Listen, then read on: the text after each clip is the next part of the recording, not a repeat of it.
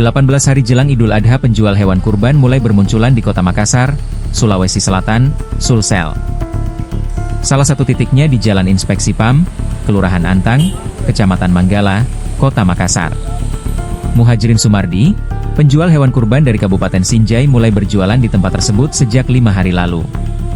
Puluhan sapi berbagai ukuran dijualnya di lahan yang disewa.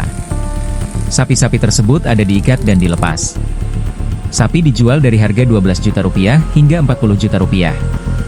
Muhajirin Sumardi mengatakan, sejak berjualan 5 hari lalu permintaan sapi cukup banyak. Ada 140 permintaan telah diterima. Ia target bisa menjual sekira 300 sapi di momen Idul Kurban tahun ini. Permintaan di hari raya Idul Adha ini saya rasa mungkin banyak, karena saya baru sekitaran 5 hari menjual sudah mencapai itu di angka lebih 140 ekor. 140 ekor. Rencananya saya nantinya akan menjual sekitaran 300-an lebih kayak tahun yang lalu. Karena tahun lalu itu kan saya menjual sekitaran 360. Rencananya datang itu bertahap, karena kan kita di sini kan di Kota Makassar harus juga memutui pakan ternak. Kalau kita langsung bawa banyak ternak jangan mati juga.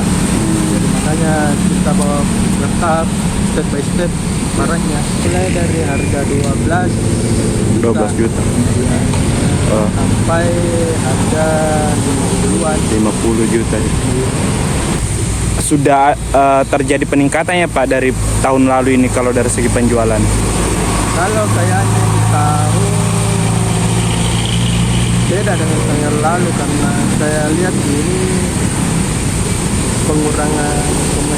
kurang yang berminat untuk berkurban.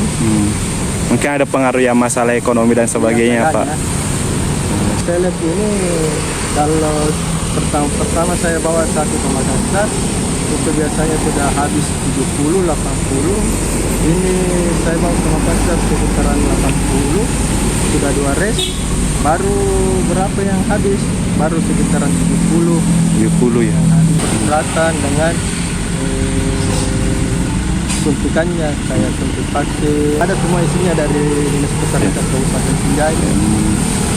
Download Tribun X sekarang, menghadirkan lokal menjadi Indonesia.